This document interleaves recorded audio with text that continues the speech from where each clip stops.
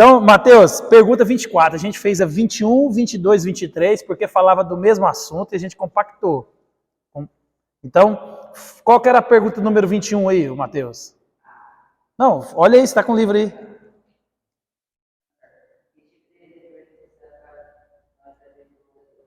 Então, a 21, ela perguntou qual tipo de redentor era preciso para nos trazer de volta para Deus.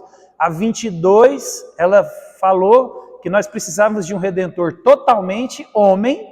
E a 23, ela falou que a gente precisava de um redentor totalmente Deus. Então a gente fez as três porque para explicar essa dinâmica. Então nós vimos que nós precisávamos de um redentor totalmente homem, porque quem pecou contra Deus foi homem. Então somente um homem poderia pagar a dívida que tinha com Deus. Então precisaria ser também totalmente Deus, porque somente Deus ele poderia andar de forma perfeita e também suportar a ira, né, do próprio Deus em cima dele. E agora a pergunta 24. Por que foi necessário que Cristo, o Redentor, morresse? Então ele pergunta que tipo de Redentor a gente precisava e por quê. E agora ele vai perguntar por que Cristo teria que morrer. Né? Por que Cristo precisaria de morrer, ou esse Redentor precisaria de morrer. Então, ele vai responder a pergunta assim, ó. Por que foi necessário que Cristo, o Redentor, morresse? Como a morte é o castigo pelo pecado, Cristo morreu voluntariamente em nosso lugar para nos libertar do poder e da pena do pecado e trazer-nos de volta para Deus. Então, por sua morte substitutiva e de expiação, somente Ele, Jesus, nos redime do pecado e obtém para nós perdão dos pecados, justiça e vida eterna. E aí ele traz o texto de Colossenses 1, 21 e 22 e depois eu leio. Então, meus irmãos, era necessário que Cristo morresse, por quê? Porque a ofensa foi grande. E no pacto das obras que nós vimos lá atrás, né, o pacto das obras era aquele pacto entre Deus e os homens, onde dependia da obediência dos homens. Se o homem não fizesse, ou fizesse, ele receberia a retribuição. Então Deus falou para ele, ó, não coma, toque em tudo, cuide do jardim, mas aqui você não pode colocar a mão. Mas aí Adão ele viola o pacto das obras. Então, a punição para a desobediência de Deus era o quê? Qual que é a punição? A morte. Então, é por isso que o nosso representante, é por isso que o nosso Redentor teria que morrer. Porque a justiça de Deus, ele é um Deus justo. Ele não poderia nos aceitar de volta sem que a sua justiça fosse satisfeita. Senão ele não seria um Deus justo. Ele é um Deus amoroso? Claro. É um Deus misericordioso, gracioso, mas ele também é o Deus da justiça. Então aquilo que Deus exige de nós, aquilo que Deus exigia, né, com relação à reconciliação do homem com ele, precisava de ser satisfeita. Então, Cristo, ele precisa de morrer, para que essa dívida seja paga. Então, Colossenses 1, 21 e 22 vai dizer assim, ó, e a vós outros, também que, outrora, éreis estranhos e inimigos no entendimento, pelas vossas obras malignas. Agora, porém, vos reconciliou no corpo da sua carne, mediante a sua morte, para apresentar-vos perante ele santos, inculpáveis e irrepreensíveis. Então, Cristo é o nosso Salvador. Cristo se faz homem, o próprio Deus pisa na terra, ele encarna e ele se torna o nosso substituto. Por isso que Paulo, lá em Romanos 5, vai dizer que ele é o segundo Adão. E essa justiça de Deus, ela precisaria de ser satisfeita. Né? Eu estava pesquisando e é interessante que um autor antigo, puritano, ele diz assim, o Thomas Watson, a respeito dessa redenção. Ele vai falar assim, ó, custou mais caro para nos redimir do que para nos fazer. É interessante, a gente lê esses homens antigos, esses homens piedosos, eles têm uma compreensão do Evangelho e eles têm uma capacidade de reflexão que foge à nossa ideia contemporânea. Eu acho que essa tecnologia que nós temos hoje, essas distrações, inúmeras distrações que nós temos, rouba a nossa capacidade de concentrar, de meditar. Eu acho que é por isso que a gente gosta de devocional pronto. Né? O devocional pronto, ele nos livra daquela culpa de que eu fiz um devocional. Só que a maioria das vezes, meus irmãos, a gente não faz o devocional, a gente lê um devocional de alguém. Mas menos mal, continua fazendo assim. Né? Pelo menos você está tendo contato com as Escrituras. Mas a questão é que nós devemos meditar na palavra de Deus. Né? Uma pergunta tão simples como a gente tem meditado no catecismo, né? Por que Cristo foi necessário morrer? Por que o Redentor tinha que morrer? Então, quando eu e você gastamos tempo nisso, a gente consegue contemplar o valor do sacrifício de Cristo. A gente consegue contemplar o que Deus fez por mim e por você. Deus estava muito bem, obrigado, lá no céu, na sua glória, na sua majestade. Mas Deus, ele decide descer na terra para nos salvar. Então, ele vai dizer que custou mais caro para nos redimir do que para nos fazer. Por quê? Porque para nos fazer, para Deus criar tudo isso que existe, foi necessária apenas a palavra falada. Deus disse, haja luz. Houve luz. Haja e houve. Deus simplesmente pensou, verbalizou e criou. Mas, para nos redimir, era necessário o derramamento de sangue. Era necessário algo mais pesado.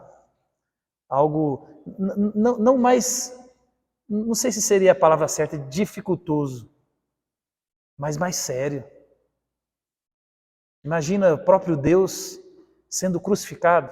Porque a gente, às vezes, perde a essência de que Deus estava crucificado ali na madeira. Né? Deus morreu por mim e por você. Então, ele vai dizer isso. Então, essa justiça de Deus deveria ser satisfeita.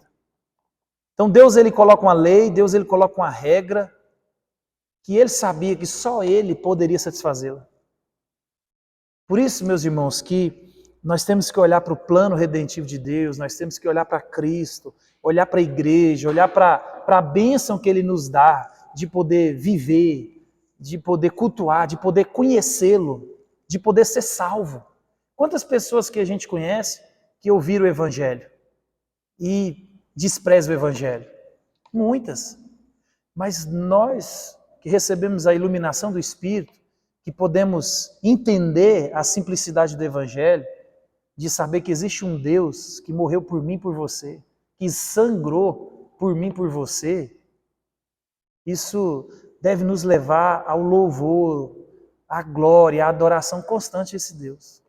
Por isso que quando a gente gasta tempo refletindo naquilo que Deus fez por mim, fez por você, na gravidade da ofensa, não há nada pesado que nós venhamos a fazer para o nosso Deus. Lembre-se, o que a gente faz para Deus não é uma obra para pagar o que Ele fez. Não, isso nunca foi necessário. Mas a resposta àquilo que Deus fez por mim e por você na cruz é uma resposta de amor, é uma resposta de obediência. Então, no nosso cristianismo, responder àquilo que Deus espera de nós é uma resposta em amor e em obediência. Nós não podemos achar que viver o cristianismo é uma coisa pesada, no sentido de só cumprir uma obrigação, não. Realmente, Paulo vai dizer que nós somos um sacrifício vivo. Né? É sacrifício a gente matar a carne, matar o desejo. Não é fácil. Só que a dinâmica do crente que foi redimido é um prazer, né? A gente, às vezes, vem na igreja forçado, aquele dia que você está... Mas depois que você começou a cantar, você ora, você fala, foi a melhor decisão que eu tomei hoje, foi ter vindo para a igreja. Por quê? Porque é o encontro com Deus, Deus exige isso de nós, Deus espera essa resposta amorosa de nós, essa comunhão dos santos, essa comunhão, essa dinâmica de consolo uns dos outros. Nós só temos aqui na igreja. Nós só temos na igreja. Eu estava falando, né, com a Janinha, tanto que é interessante a igreja, né? O nosso irmão Rosenildo, né? Rosinaldo. Ele veio de Manaus e ele está sozinho. Eu falei para a Janinha, né? Falei, Janinha, olha tanto que igreja é bom. Se não é igreja, a gente estava perdido, né? É a igreja que acolhe, né? O irmão está dormindo por enquanto na igreja. É a igreja que acolheu. É a igreja que é a família aqui. Com todas as nossas deficiências, né? Que a gente deveria fazer mais, mas com todas as nossas deficiências, com todos os nossos pecados, imagina sem igreja. A igreja que faz o que ninguém faz. É saber que ele vem de Manaus, é saber que eu posso ir na Arábia Saudita, eu posso ir em outro estado, outro país, e a pessoa vai me receber, é crente. E é uma ligação que a gente não consegue explicar. Por quê? É um só Deus, um só Espírito. O Espírito que habita em mim, habita nele, habita no outro que está do outro lado do planeta. Por isso que Deus, quando ele enxerta, né, ou ele abre as portas da graça para os gentios, de fato mesmo escancarada, os judeus entram em desespero porque eles eram extremamente exclusivistas. Eles acharam que eles eram o povo de Deus, sendo que o tempo inteiro Deus estava mostrando que Deus estava fazendo e formando um povo. E esse Deus, meus irmãos, redime esse povo, que somos nós, somos eu e você. Independente de denominação, independente de algumas discussões que a gente possa ter, né, teologicamente, mas é um povo só. Né? Eu vejo lá, nós, na reunião dos pastores, lá tem gente de tudo quanto é jeito. Tem gente lá que fala coisa que eu não acredito, que eu não confesso, e também às vezes algumas coisas eu falo e eles ficam me olhando torto. Né? Mas a gente ora, a gente está junto, nós vamos para o céu, ninguém duvida disso, nós vamos orar lá. E é interessante essa multigraça de Deus, essa dinâmica de Deus redimir um povo. Por isso que Paulo ele vai falar na igreja de Efésios que Deus exige de nós unidade e não uniformidade. Então Deus tem seus dons espalhados na igreja, porque os dons são para que eu e você usemos no benefício do outro e não no nosso próprio benefício. Deus não dá dom para você usar para você mesmo. Não. Deus te dá dom para usar no corpo de Cristo. Por isso que Deus ele espera de nós unidade, não uniformidade. Né? Eu tenho 3 filhos, 3 saíram do mesmo buraco. Eles são extremamente diferentes um do outro. Tiveram praticamente a mesma criação. Um é mais agressivo, outro é mais choroso, outro é de um jeito, né? Cada um é de um jeito. E você fala, meu Deus. Mas Deus exige de nós o quê? Unidade. Deus não exige de nós uniformidade. Deus nos criou assim. E Deus, ele elegeu esse povo. Deus, ele salva esse povo, meus irmãos. Esse é o nosso Redentor. Então nós temos que agradecer, nós temos que amar e responder a esse Deus de maneira alegre. Alegre. Um dia isso tudo aqui vai acabar. Toda essa dor. Eu fico pensando constantemente como que é pensar sem pecado. Né? Eu não sei. Como que deve ser lembrar de um fato, lembrar de uma pessoa, né? Por exemplo, lembrar da minha mulher, de algumas coisas que ela me fala, e eu não pensar em algumas coisas que eu penso. Por isso que no céu eu quero estar pertinho dela. Eu quero dar um jeito nesse negócio. Não sei como é que nós vamos ser no céu, mas a hora que está estragada serve, lá perfeitinho eu quero. Né? Não quero nem saber. Recebi estragada, quando está perfeita, eu quero.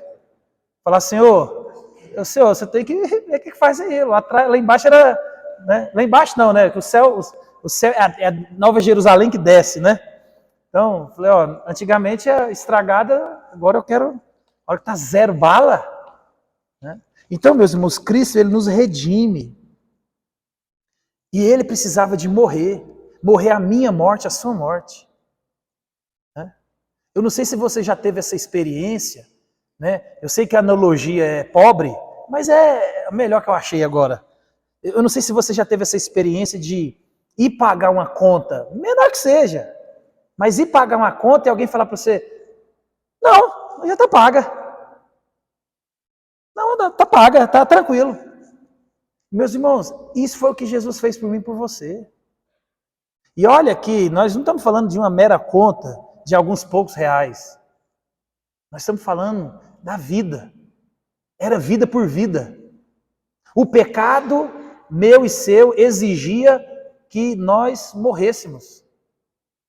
Cristo morreu no meu lugar e no seu lugar. Isso é a maior motivação que eu e você devemos ter. Isso basta. O que Deus fez por mim e por você é coisas grandes, é muito grande. Né? Eu fico pensando tanto que Deus é bom, porque, por exemplo, vocês veem o carro que eu estou andando, um carrinho novinho, zerinho, né? Mas é do meu pai. Meu pai falou, não, você não vai viajar com esse carro não, você vai viajar no meu. Eu falei, pai, o senhor está velho, demorou tanto tempo para você comprar um carro zero. Ele falou, meu filho, você vai viajar no meu carro, eu vou ficar no seu. Eu falei, pai, meu carro está velho, e o meu carro deu uns 4 problemas lá. E ele me ligou, deu problema aqui, graças a Deus, tá vendo? Então, eu fiquei pensando, falei, rapaz, eu falei, meu pai é crente. Ele é crente, porque não é porque ele é meu pai, ele é bom não, é porque é crente. Né? Porque ele deixar de andar no carro novinho dele para andar no Peugeotzão, que é um Peugeotzão, meu amigo. E tá lá alegre, tá satisfeito. E eu falei para ele que eu vou levar o carro dele, ele falou, mas para quê? Não precisa. Mas é isso, meus irmãos, que Deus fez comigo e com você de maneira que a gente não consegue mensurar. Porque meu pai, ele emprestou um carro. E aí você pode falar, esse é seu pai. Mas quantos pais que fazem isso? Quantos que você conhece? Eu conheço pai que anda no carro de 200 mil e o filho anda de ônibus. E não é pecado, eu não estou falando que esteja errado. Não é isso. Mas eu estou falando que tem coisas, meus irmãos, que fogem ao nosso entendimento. Então, quando a gente olha para essas coisas que Deus deixa explícito para mim e para você, e a gente olha para o sacrifício redentivo de Cristo, nós temos que nos alegrar. Não há nada que eu faça que é demais para Deus. Nada. Isso tem que me deixar alegre, a mim e a você. Cristo, ele resolveu um grande problema. Problema da rebelião. Imagina, Deus, ele olhava para mim e para você e nós éramos inimigos de Deus. Filhos da desobediência. Você imagina? Deus, ele era nosso inimigo. Se Deus é por nós, quem será contra nós? Agora, se Deus é contra nós, quem será por nós, meu irmão? Nós estamos perdidos. Agora, quando eu olho para Jesus, e eu olho para a cruz, e eu lembro que era eu que era para estar pendurado lá, que era eu que tinha que ter pago uma conta que eu não daria conta de pagar, mas era eu que tinha que ter morrido. E Cristo, ele falou, deixa comigo. E a única coisa que eu e você temos que fazer é olhar para o sacrifício de Cristo, olhar para a cruz e entender que você que tinha que estar lá, e você crê que aquilo que ele fez lá, a justiça dele, quando você crê, ela é imputada a você. Olha que é simples. É só crer. Você creu que era você que tinha que estar lá, mas Jesus, pelo seu grande amor, meus irmãos, ele morre por mim e por você. E como Cristo ele nos redime? Efésios 1:7, no qual temos a redenção pelo seu sangue, a remissão dos pecados segundo a riqueza de sua graça. Observe, a conta foi cara. Deus nos redime através do sangue. Não foi qualquer coisa que Deus fez. Ele entregou a própria vida. Por isso, eu vou repetir, a nossa resposta a Deus, em qualquer situação, em qualquer dinâmica na vida vivida, tem que ser uma resposta amorosa, alegre. Então, não é pesado eu me dar para o ministério, não é pesado eu me dar para ajudar na igreja, não é pesado eu dar o pouco do recurso que Deus tem me dado. Não é pesado. Não é pesado. Porque a gente empreende muito mais força, esforço, recurso e energia em coisas que não valem nada. Então Deus, meus irmãos, Ele nos redime. Essa redenção custou caro. Paulo vai dizer em 1 Coríntios 6, né, nós fomos comprados por preço de sangue. Tinha um preço? Tinha. De sangue e foi muito caro. E é interessante que o sangue de Cristo, ele nos redime de uma vez por todas. Por isso que o sacrifício do templo cessou. Acabou. É o sacrifício perfeito. O sangue de Cristo, ele resolveu o problema. Ele resolveu de uma vez por todas. De uma vez por todas, o seu sangue pagou a dívida do homem para com Deus, obtendo o quê? Hebreus 12, 9 e 12. Redenção eterna. Então, meus irmãos, a gente tem só que agradecer. Quantas pessoas que vão morrer sem escutar o Evangelho? Muitas. Quantas pessoas que vão escutar o Evangelho vão recusar o Evangelho? Muitas. Então, quando você está sentado aqui, com toda a dinâmica do dia a dia que a gente tem, aquela correria, né? A nossa força que a gente empreende para nos manter de pé, adorando o nosso Deus, meus irmãos, a gente tem que agradecer porque Deus nos salvou. Coríntios 2,14 vai dizer que as coisas espirituais se discernem espiritualmente. Se Deus não destravar a sua mente, você nunca vai entender isso. Então Deus, na sua graça, olhou para mim e para você e falou assim: ô perdido, vem cá, deixa eu acender a luz que estava apagada em você. Por isso que a nossa resposta é uma resposta alegre, meus irmãos.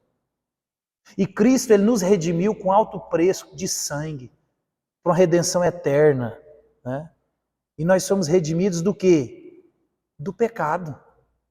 Pecado que manchou, maculou, estragou aquilo que Deus fez.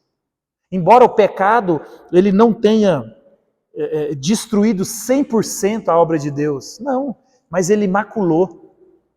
Por isso que o anticristo, o falso profeta, o falso evangelho, ele é aquela bolsa da Louis Vuitton.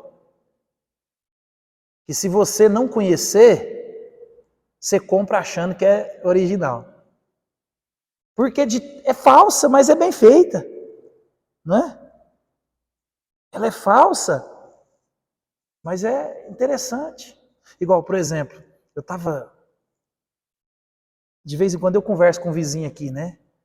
E eu tenho uma deixa, eu evangelizo ele, falo de Jesus, né? Não dá, E aí ele não acredita muito em Deus, aquela dinâmica toda.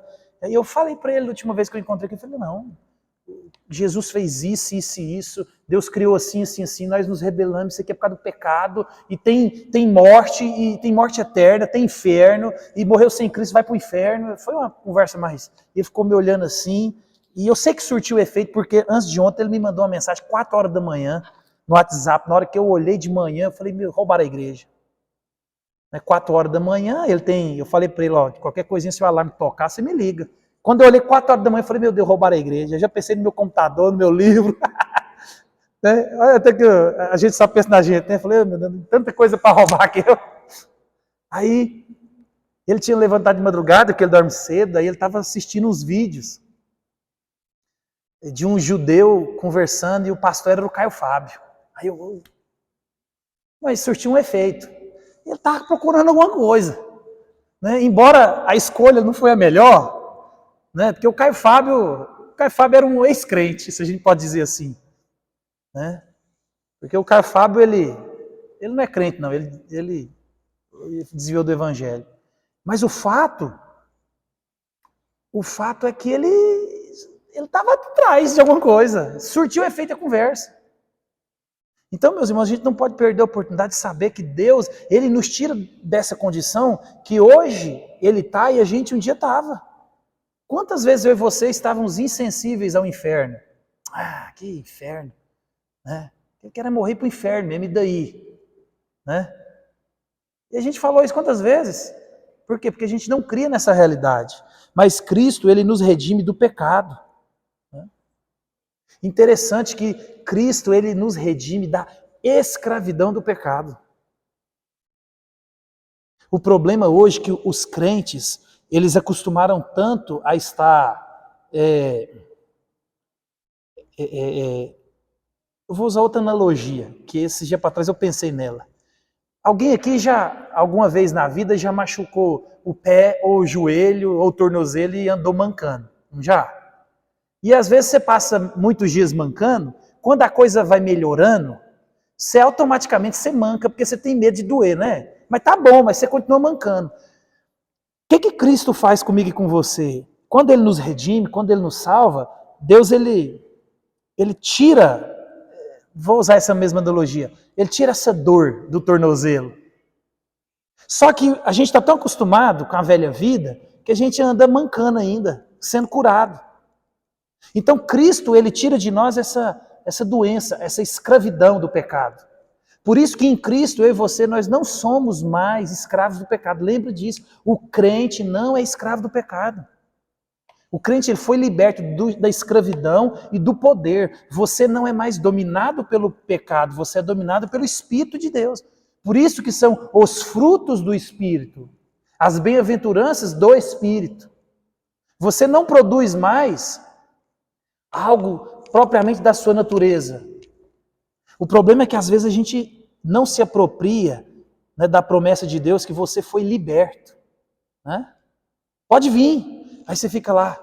Não, pode soltar, você foi desamarrado, você está solto, mas a gente manca. Mas Cristo, meus irmãos, Ele nos redimiu da escravidão do pecado. Por causa de mim e de você. Isso é maravilhoso quando a gente olha para o que Cristo fez.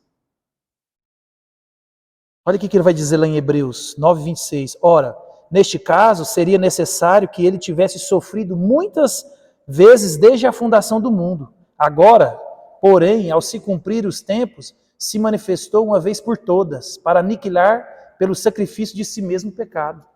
Um sacrifício resolveu o problema. Eu e você, nós não vamos sofrer a ira de Deus. Cristo, meus irmãos, o sacrifício é perfeito. Ele morreu pelos pecados que eu e você cometeu, pelos que eu e você comete e pelos que eu e você ainda vai cometer. Por isso que o crente se arrepende, por isso que o carro do crente tem marcha ré. Lembra disso. Precisou de arrepender, você engata ré e volta. Nosso carro não tem só primeira, não. Então Cristo, Ele nos redime para uma herança gloriosa. Meu irmão, Pedro vai dizer que para uma herança gloriosa, incorruptível, sem mácula, imarcessível, reservada nos céus, para mim e para você. Foi por isso que Deus nos redimiu. Deus não salvou ninguém para tirar de problema. Deus não salvou ninguém para dar carro zero. Deus não salvou ninguém para dar vida boa. Deus não salvou ninguém para dar vida tranquila. Não. Nós somos redimidos para uma herança, para o céu. O propósito de Deus é nos levar para o céu. E vai ter soldado que vai chegar no céu sem perna, sem as pernas, sem a mão, sem o olho. Vai ter soldado que vai chegar inteiro, mas vai ter soldado que vai chegar arrebentado. Mas vai chegar na herança que é o céu, meus irmãos. Uma herança incorruptível, não terá fim, nunca acaba, eterna. Uma herança imaculada. É interessante que a palavra imaculada aqui, ela vem de uma palavra grega que se refere a uma pedra preciosa, né, que é chamada amiantos. É uma pedra que nunca pode ser manchada. Eu e você estaremos no céu e não temos a possibilidade de ser contaminados. Nada, nada, nada. Nós estaremos santos, glorificados, puros. Deus nos salvou por uma herança, meus irmãos, imarcessível. E aqui ele usa também uma palavra grega, né, no texto de Pedro aqui, e é o nome de uma flor, amarantos, que dá a ideia de algo que permanece por um longo tempo verde e fresco. E é assim que vai ser no céu. Eu e você, nós nunca perderemos o brilho.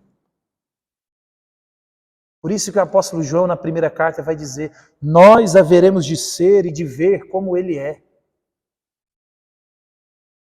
Meu irmão, isso basta para que eu e você persevere no amor, na misericórdia.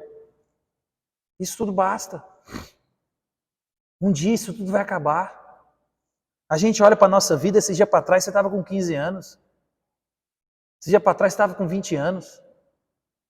Tem gente que amanhã vai completar 50. E parece que foi ontem. E daqui um dia a gente vai estar no céu, meu irmão. Então a porta da graça ela ainda está aberta. Não sei o que Deus vai fazer na nossa nação. Não sei o que Deus tem preparado. Não sei. Mas também, a única coisa que eu e você precisamos saber é que Deus está no controle de tudo. E Ele nos redimiu para ir para o céu. Ele está juntando um povo. E agradeça a Deus porque você faz parte desse povo.